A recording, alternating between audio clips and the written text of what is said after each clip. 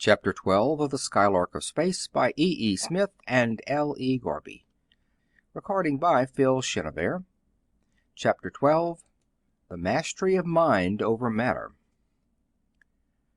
They descended rapidly, directly over a large and imposing city in the middle of a vast, level, beautifully planted plain.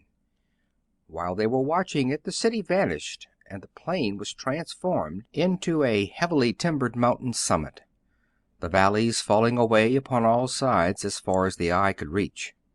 "Well, I'll say that's some mirage!" exclaimed Seaton, rubbing his eyes in astonishment. "I've seen mirages before, but never anything like that. Wonder what this air's made of. But we'll land anyway if we finally have to swim." The ship landed gently upon the summit, the occupants half expecting to see the ground disappear before their eyes. Nothing happened, however, and they disembarked, finding walking somewhat difficult because of the great mass of the planet. Looking around, they could see no sign of life, but they felt a presence near them, a vast, invisible something. Suddenly, out of the air in front of Seaton, a man materialized. A man identical with him in every feature and detail, even to the smudge of grease under one eye, the small wrinkles in his heavy blue serge suit, and the emblem of the American Chemical Society upon his watch fob. "Hello, folks," the stranger began in Seaton's characteristic careless speech. "I see you're surprised at my knowing your language. You're a very inferior race of animals, don't even understand telepathy, don't understand the luminiferous ether, or the relation between time and space. Your greatest things, such as the Skylark and your object compass, are merely toys." Changing instantly from Seaton's form to that of Dorothy, likewise a perfect imitation, the stranger continued without a break. "Atoms and electrons and things spinning and whirling in their dizzy little orbits—" It broke off abruptly, continuing in the form of Duquesne. "Couldn't make myself clear, is Miss Vanneman. Not a scientific convolution in her foolish little brain. You are a freer type, Duquesne, unhampered by foolish, soft fancies. But you are very clumsy, although working fairly well with your poor tools. Brookings and his organization, the Perkins Cafe and its clumsy wireless telephones, all of you are extremely low in the scale. Such animals have not been known in our universe for 10,000,000 years, which is as far back as I can remember. You have millions of years to go before you will amount to anything, before you will even rise above death and its attendant necessity, sex." The strange being then assumed form after form with bewildering rapidity, while the spectators stared in dumb astonishment. In rapid succession it took on the likeness of each member of the party, of the vessel itself, of the watch in Seaton's pocket, reappearing as Seaton. "Well, Bunch," it said in a matter-of-fact voice, "there's no mental exercise in you, and you're such a low form of life that you're of no use on this planet, so I'll dematerialize you."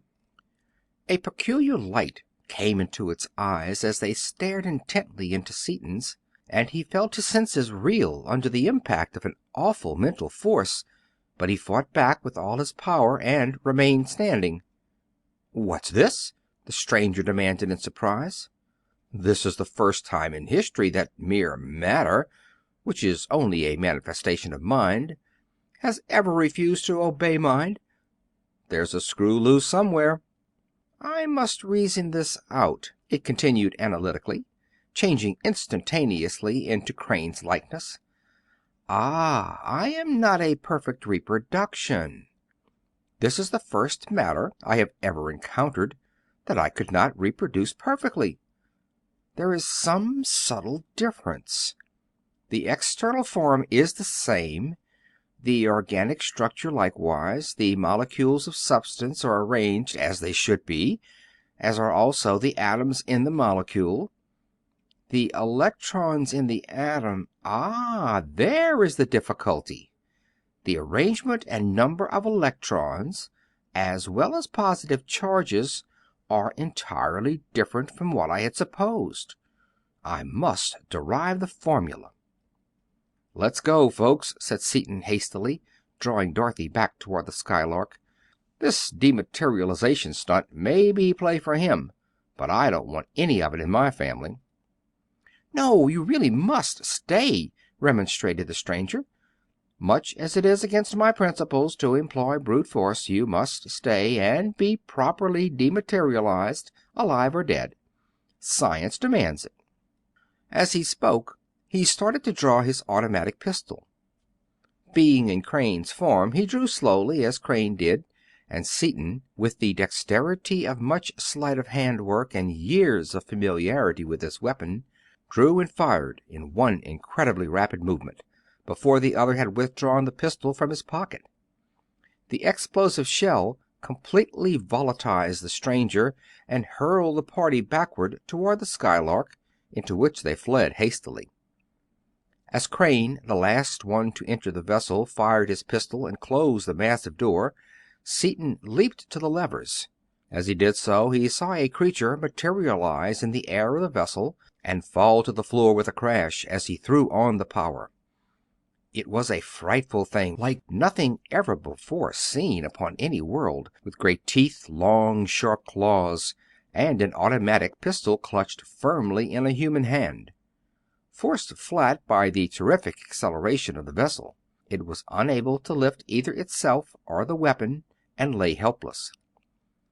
"We take one trick, anyway," blazed Seaton, as he threw on the power of the attractor and diffused its force into a screen over the party, so that the enemy could not materialize in the air above them and crush them by mere weight.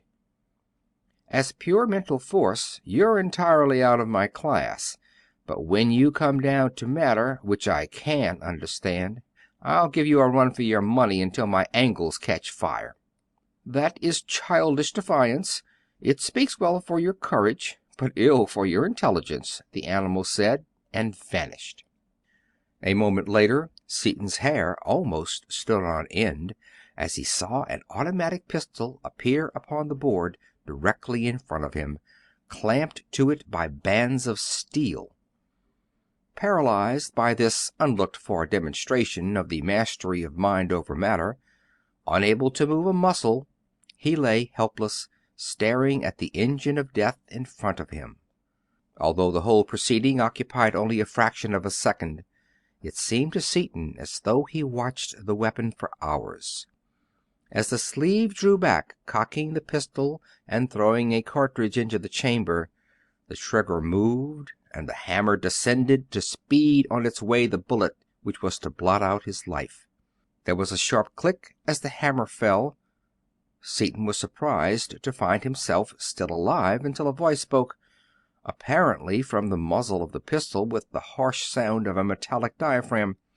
"I was almost certain that it wouldn't explode," the stranger said chattily. "You see, I haven't derived that formula yet, so I couldn't make a real explosive. I could, of course, materialize beside you, under your protective screen, and crush you in a vise. I could materialize as a man of metal, able to stand up under the acceleration and do you to death. I could even, by a sufficient expenditure of mental energy, materialize a planet around your ship and crush it. However, these crude methods are distasteful in the extreme, especially since you have already given me some slight and unexpected mental exercise. In return, I shall give you one chance for your lives. I cannot dematerialize either you or your vessel until I work out the formula for your peculiar atomic structure. If I can derive the formula before you reach the boundaries of my home space, beyond which I cannot go, I shall let you go free. Deriving the formula will be a neat little problem. It should be fairly easy, as it involves only a simple integration of 97 dimensions." Silence ensued, and Seaton advanced his lever to the limit of his ability to retain consciousness. Almost overcome by the horror of their position, in an agony of suspense, expecting every instant to be hurled into nothingness, He battled on, with no thought of yielding, even in the face of those overwhelming mental odds. "You can't do it, old top," he thought savagely, concentrating all the power of his highly trained mind against the intellectual monster. "You can't dematerialize us, and you can't integrate above 95 dimensions to save your neck. You can't do it. You're slipping. You're all balled up right now." For more than an hour the silent battle raged, during which time the Skylark flew millions upon millions of miles toward Earth. Finally the stranger spoke again. "You three win?" it said abruptly. In answer to the unspoken surprise of all three men, it went on. "Yes, all three of you got the same idea, and Crane even forced his body to retain consciousness to fight me. Your efforts were very feeble, of course, but were enough to interrupt my calculations at a delicate stage every time. You are a low form of life, undoubtedly, but with more mentality than I supposed at first. I could get that formula, of course, in spite of you, if I had time, but we are rapidly approaching the limits of my territory, outside of which even I could not think my way back. That is one thing in which your mechanical devices are superior to anything my own race developed before we became pure intellectuals. They point the way back to your Earth, which is so far away that even my mentality cannot grasp the meaning of the distance. I can understand the Earth, I can visualize it from your minds, but I cannot project myself any nearer to it than we are at present. Before I leave you, I will say that you have conferred a real favor upon me. You have given me something to think about for thousands of cycles to come. Goodbye." Assured that their visitor had really gone, Seaton reduced the power to that of gravity, and Dorothy soon sat up, Margaret reviving more slowly. "Dick," said Dorothy solemnly, "did that happen? Or have I been unconscious and just had a nightmare?"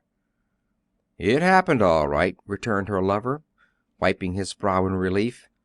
"See that pistol clamped upon the top of the board? That's a token in remembrance of him." Dorothy, though she had been only half conscious, had heard the words of the stranger. As she looked at the faces of the men, white and drawn with a mental struggle, she realized what they had gone through, and she drew Seaton down into one of the seats, stroking his hair tenderly.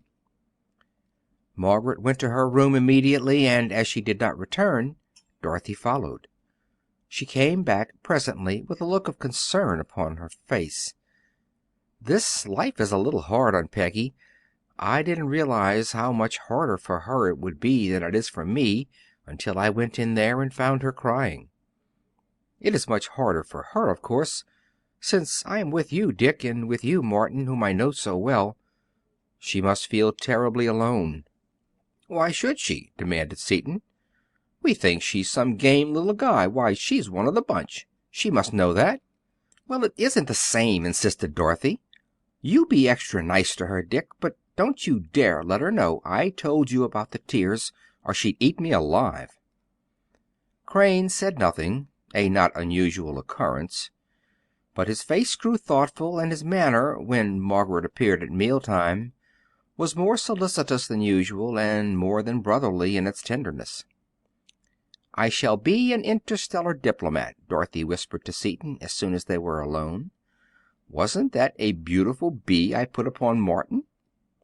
Seaton stared at her a moment, then shook her gently before he took her into his arms.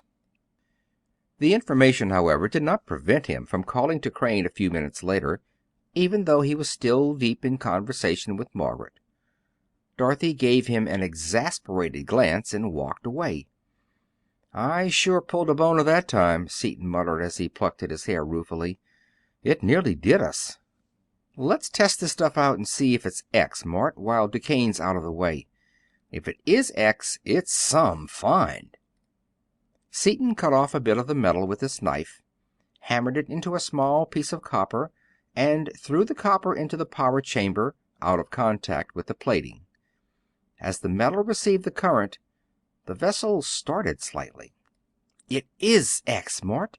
We've got enough of this stuff to supply 3 worlds." "Better put it away somewhere," suggested Crane, and after the metal had been removed to Seaton's cabin, the two men again sought a landing place. Almost in line of their flight they saw a close cluster of stars, each emitting a peculiar greenish light which, in the spectroscope, revealed a blaze of copper lines. "That's our meat, Martin. We ought to be able to grab some copper in that system. Where there's so much of it, it colors their sunlight." "The copper is undoubtedly there, but it might be too dangerous to get so close to so many suns. We may have trouble getting away. Well, our copper's getting horribly low. We've got to find some pretty quick, somewhere, or else walk back home, and there's our best chance. We'll feel our way along. If it gets too strong, we'll beat it." When they had approached so close that the suns were great stars widely spaced in the heavens, Crane relinquished the controls to Seaton. "If you will take the lever a while, Dick, Margaret and I will go downstairs and see if we can locate a planet." After a glance through the telescope, Crane knew that they were still too far from the group of suns to place any planet with certainty, and began taking notes. His mind was not upon his work, however, but was completely filled with thoughts of the girl at his side. The intervals between his comments became longer and longer, until they were standing in silence, both staring with unseeing eyes out into the trackless void. But it was in no sense their usual companionable silence. Crane was fighting back the words he longed to say. This lovely girl was not here of her own accord. She had been torn forcibly from her home and from her friends, and he would not, could not, make her already difficult position even more unpleasant by forcing his attentions upon her. Margaret sensed something unusual and significant in his attitude, and held herself tense, her heart beating wildly. At that moment an asteroid came within range of the Skylark's watchful repeller, and at the lurch of the vessel as it swung around the obstruction, Margaret would have fallen had not Crane instinctively caught her with one arm. Ordinarily this bit of courtesy would have gone unnoticed by both, as it had happened many times before, but in that heavily charged atmosphere it took on a new significance. Both blushed hotly, and as their eyes met, each saw that which held them spellbound. Slowly, almost as if without volition, Crane put his other arm around her. A wave of deeper crimson swept over her face, and she bent her handsome head as her slender body yielded to his arms with no effort to free itself. Finally Crane spoke, his usually even voice faltering. "Margaret, I hope you will not think this unfair of me, but we have been through so much together that I feel as though we had known each other forever. Until we went through this last experience, I had intended to wait, but why should we wait? Life is not lived in years alone, and you know how much I love you, my dearest," he finished passionately. Her arms crept up around his neck, her bowed head lifted, and her eyes looked deep into his as she whispered her answer. "I think I do. Oh, Martin."